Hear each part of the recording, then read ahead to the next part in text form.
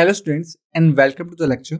So students, as we know that we are doing the examples and solutions, and in the previous lecture we had started with the modern history. Okay. So in this lecture we are going to continue with the modern history. Okay. And the pattern will be the same. Either we will learn the new things or we'll revise the previous things. Okay. And our time period for 40, 30, 20 and 15 seconds will be remain as it is. Okay. So let's start this lecture. So the first question we have: the Constitution of India was adopted and enacted on 26 January 1947. Sorry, it was 26 January 1947, 15th August 1947, 26 January 1950, 15th August 1950. 30 seconds I am giving you to answer this question, and your time starts now.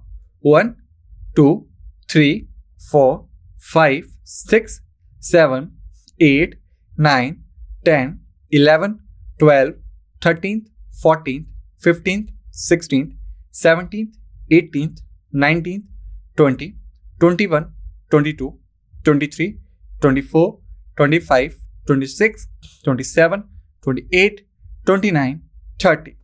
Time's up, and the correct answer is C. So it was 26 January 1950. Basically, if we'll talk about little bit Constituent Assembly, okay, then it was formed after Cabinet Mission of 1945. Okay, it was formed after Cabinet Mission 1945. Its first meeting was held on December 1946 when Jawaharlal Nehru provided objectives of resolutions.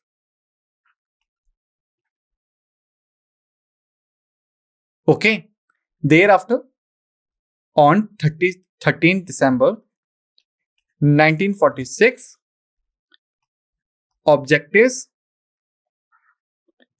and resolutions were adopted. Okay, and basically you can say these objectives and resolutions are basically the foundation for the preamble of Constitution.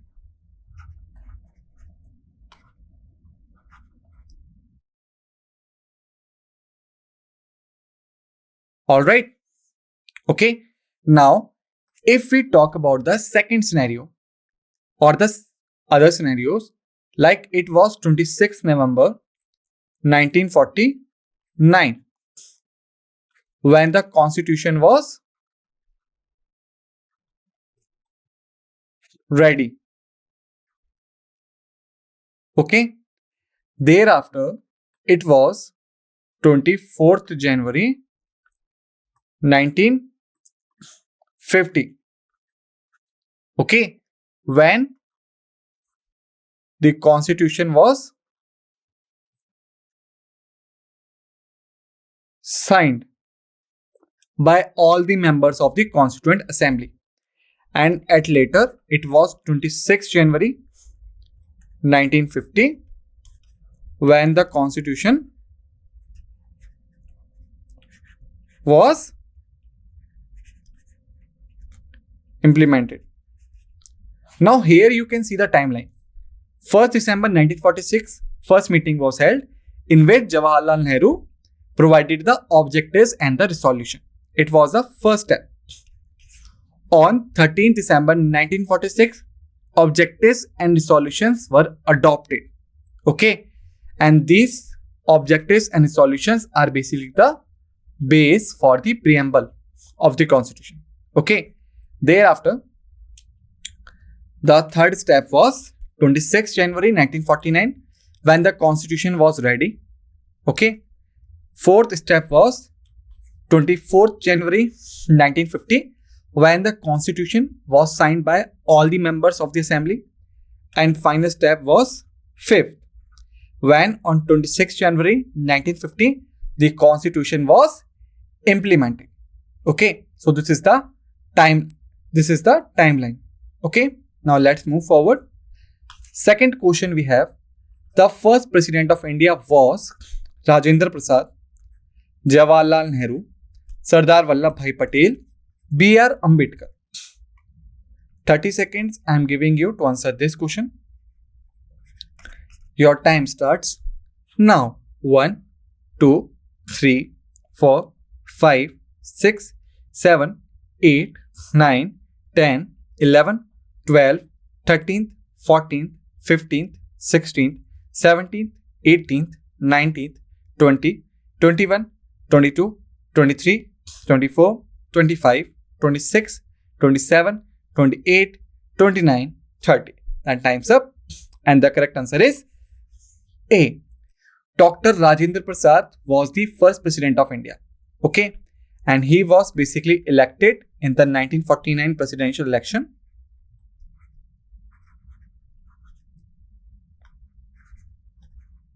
Okay. And he was only the single nominee to apply for the position. Okay. So this is the facts. Now let's move forward. Third question we have, Green Revolution in India was primarily aimed at increasing the production of cotton, jute, wheat and rice, tea and coffee. 30 seconds you have to answer this question. Your time starts now. 1, 2, 3, 4, 5, 6, 7, 8, 9, 10, 11, 12, 13th, 14th, 15th, 16th, 17th, 18th, 19th, 20, 21, 22, 23, 24, 25, 26, 27, 28, 29, 30. The time's up. The correct answer is C. Wheat and rice. Okay. Green Revolution, which was started in the year of 1966 to 1967. Okay. With some package program. Okay. Which include HYV. Second, fertilizers. Okay. Third, irrigation facilities. Fourth, pesticides. Fifth, minimum support price. Okay. So basically, if we talk about HYV, then they are basically the high yielding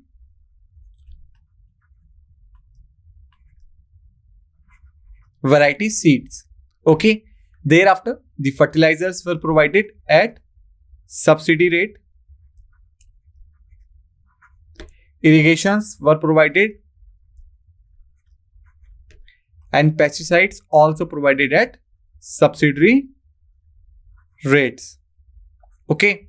And minimum support price is basically provided for the farmers so that they could sustain their economic stability. Okay.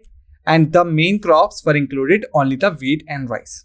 Okay. And the second, it is the phase 1 of the Green Revolution. The second phase was from 1976 to 1977. Okay. So remember all these details. Okay. Let's move forward. 10th question we have. Indo-Pakistani War of 1965 was fought over the disputed region of Kashmir, Punjab, Sindh and Gujarat. 30 seconds you have to answer. And your time starts now. 1, 2, 3, 4, 5, 6, 7, 8, 9, 10, 11th, 12th, 13th, 14th, 15th, 16th, 17th, 18th, 19th, 20, 21, 22, 23, 24, 25, 26, 27, 28, 29, 30. The time's up. The correct answer is A. Kashmir. Okay. So basically, if we talk about this war, then Operation Gibraltar was launched by the Pakistani forces, in which nearly about 500 terrorists were sent to Kashmir. Okay. And the plan was, if this is the Kashmir region, so when the Pakistani forces will attack the India from the outer areas, these terrorists will attack India from interior parts. Okay, so that's how the Indian forces will get engaged at two fronts, outer and inner. Okay, and their prime target was Akhnur Bridge, which connects India with Kashmir. Okay, their prime target was finishing or destroying the Akhnur Bridge, which connects Kashmir with India. Okay, so remember, Indo-Pakistani War of 1965 was basically for the Kashmir. Okay, and these are the details. And if we talk about all the war of the India-Pakistan, then first war was started in 1948, again for Kashmir region. Second war was started in the 1965, again for the Kashmir region. Okay. Third war was fought in 1971 for Bangladesh liberation.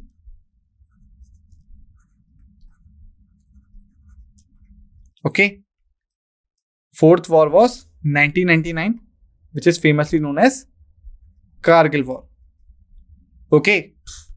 So total 4 wars were fought by India and Pakistan. Okay. And all these wars are won by India. Okay. Now let's move forward. Fifth question we have.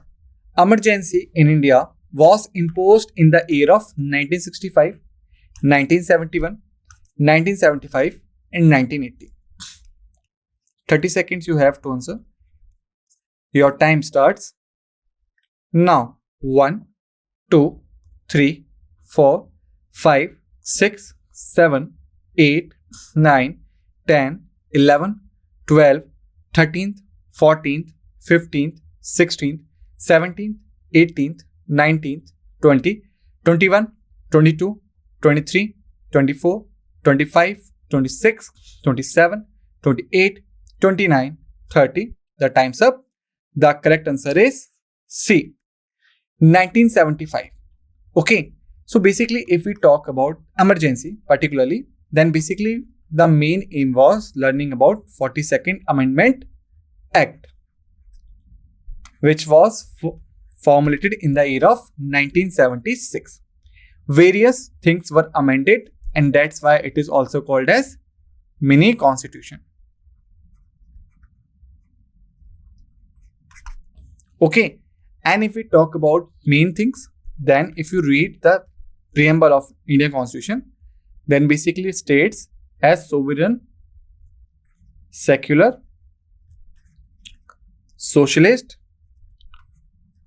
democratic,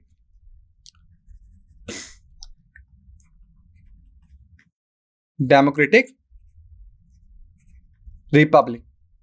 Okay, so the words like secular and socialist were added during the 42nd Amendment Act of 1976.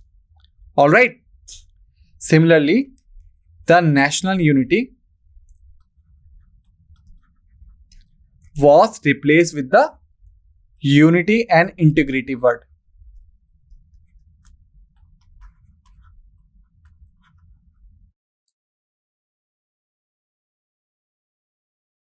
Alright. And that's how the next Amendment Act was 44th Amendment Act of 1978.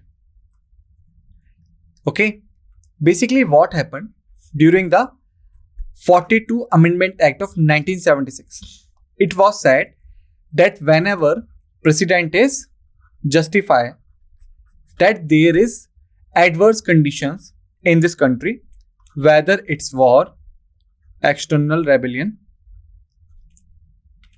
or internal disturbances, whenever any of these factors are implied on the country and president is satisfied, then president could impose the emergency. But 44th Amendment Act of 1978 state that president's will of imposing the national emergency will be cautioned in court. Okay, on what basis the president got satisfied? This could be asked in the courts as per the 44th Amendment Act of 1978. So these are the details which I have shared with you. Now let's move forward. It's question 6. Operation Blue Star, which led to the storming of the Golden Temple in Amritsar, took place in the year of 1980, 1984, 1991 or 1999. 30 seconds time period you have.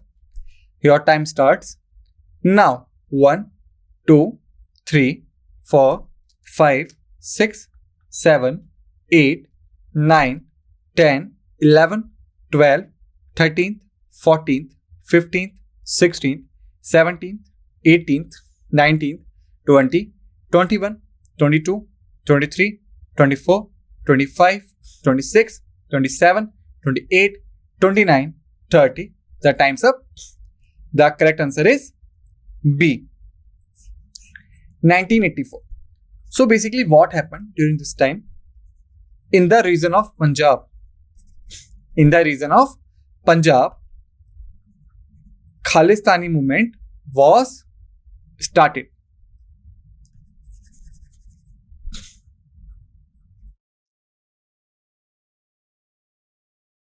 Khalistani movement was started. Okay, and their main leader was Bhindranwala.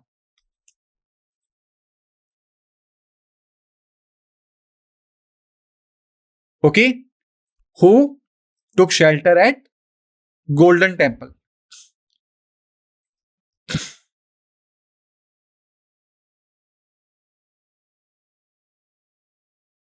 Who took shelter at Golden Temple. Alright. So what happened? Bhindranwala was carrying out very anti-national activities against India, and also he killed several leaders. Okay, so that's why Indian forces finally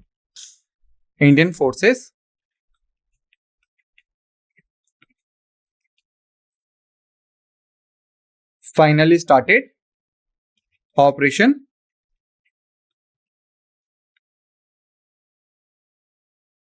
Blue Star. Okay, and then forcefully entered in the Amritsar Golden Temple area, and Bhindranwala along with various Khalistani terrorists were killed in this moment. Okay, so remember the date. The date was 1984. Okay, now let's move forward. 7th question we have. Bofors scandal, which was a major political controversy in India, was associated with which Prime Minister's tenure? Rajiv Gandhi, Atal Bihari Vajpayee, P.V. Narasimha Rao, Manmohan Singh. Now many of you will think that these are the political questions. Why should we answer them? Then remember, when I was telling you about the modern history, I made a concern that the modern history is basically started with the arrival, or you can say Battle of Plassey, basically. And if you go back, then it is basically start with the Aurangzeb's death in the 1707 and 1757. Okay, and continue to till today. All right, so that's why all the things we are covering up are the part of modern history. It's not only restricted to the British, to the France, to the Portuguese. You must be aware about your country itself. Okay, so this is the question I have provided you, and for this question I will give you 30 seconds only to answer. Your time starts now. 1, 2, 3, 4, 5, 6, 7, 8, 9, 10, 11, 12, 13th, 14th, 15th, 16th, 17th, 18th, 19th, 20, 21, 22, 23, 24, 25, 26, 27, 28, 29, 30. The time's up, and the correct answer is Rajiv Gandhi. Okay. Now let's move forward.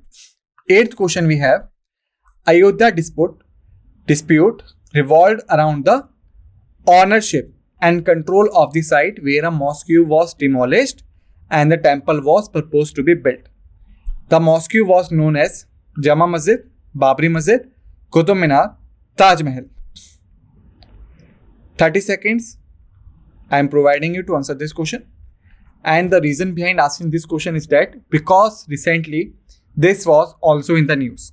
Okay, so you must be aware about it.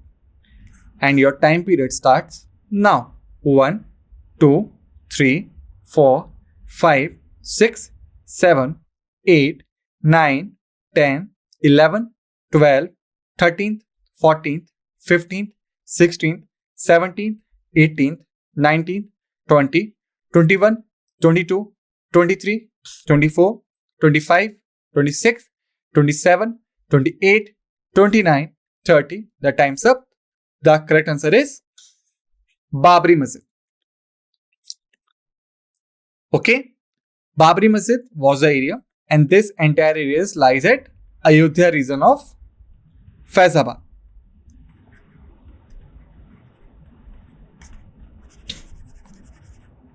Okay.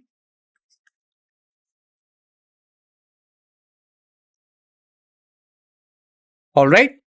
Now let's move forward. 9th question we have: Economic Reform Program in India 1991 was initiated by then Prime Finance Minister P.V. Narasimha Rao, Dr. Manmohan Singh, Atal Bihari Vajpayee, and Chandrababu Naidu. 30 seconds I am giving you to answer this question. Your time starts now. 1, 2, 3, 4, 5, 6, 7, 8, 9, 10, 11, 12, 13, 14th, 15th, 16th, 17th, 18th, 19th, 20, 21, 22, 23, 24, 25, 26, 27, 28, 29, 30. The time's up, and the correct answer is Dr. Manmohan Singh. So basically this was also known as New Economic Policy. And you can say as LPG, where L stands for liberalization, P stands for privatization, and G stands for globalization. Okay, so during this time period, various things were reformed, like the license were removed, the final limit of production was removed, the private firms are allowed to invest in the public enterprises, and also some areas which were only restricted, or you can say were only allowed for the public firms to operate. These areas were also granted to the private players. Okay, and thereafter various countries were invited to invest in India to create a job, and that's why this is also known as liberalization, privatization, and globalization, or in short you can say LPG, and technically it is known as NEP, or National Economic Policy. The year was 1991. Dr. Manmohan Singh was the finance minister of that time. Okay. Now let's move forward. 10th question we have. About this, I had told you in this lecture only. So I think 15 seconds are more than enough to answer. Okay. And your time period starts now. 1, 2, 3, 4, 5, 6, 7, 8, 9, 10, 11, 12, 13th, 14th, 15th. The time's up. The correct answer is 1999. Okay. Now, 11th question we have. The implementation of the Goods and Services Tax GST in India took place in the year of 2000, 2005, 2010, 2017. 20 seconds. I am providing you. Your time period starts now. 1, 2, 3, 4, 5, 6, 7, 8, 9, 10, 11, 12, 13, 14, 15, 16, 17, 18, 19, 20. The time's up. The correct answer is D. So it was basically 101 Amendment Act of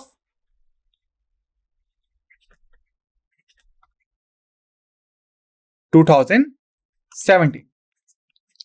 Basically, to understand this phenomena, we must understand the direct or the indirect taxes. The direct taxes are those which are liability and responsibility, or you can say liability and paid by the same person. Okay, these are the direct taxes. The indirect taxes are basically which liability on other person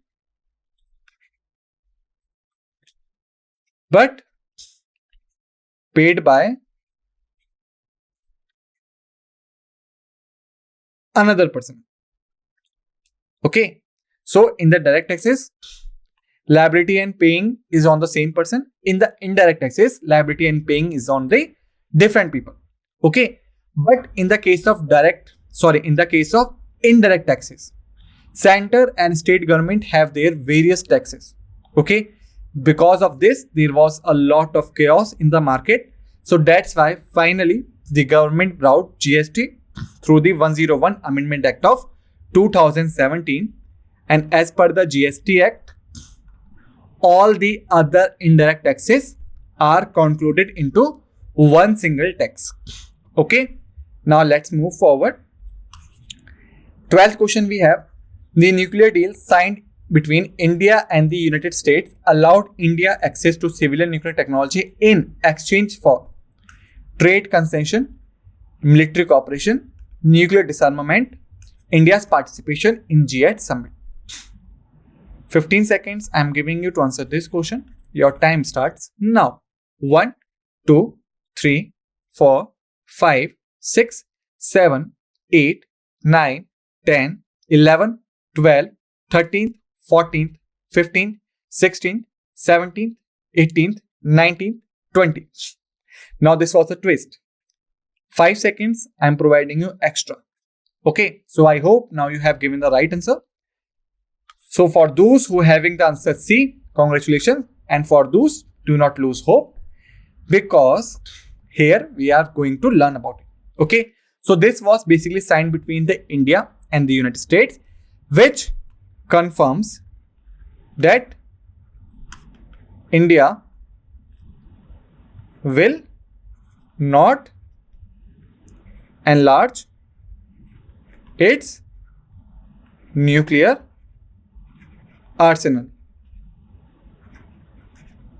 Okay, in exchange of this, we can have access to the civilian nuclear technology. Okay, so remember, it was based on the nuclear disarmament, which states that India will not enlarge its nuclear arsenal.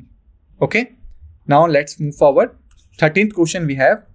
Aadhaar project in India aims to provide unique identification to every resident, and which is the authority which mentions the Aadhaar?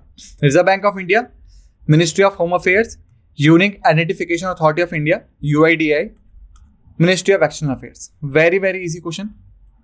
By reading the questions only, you can guess the answer. 15 seconds I'm providing you. Your time starts now.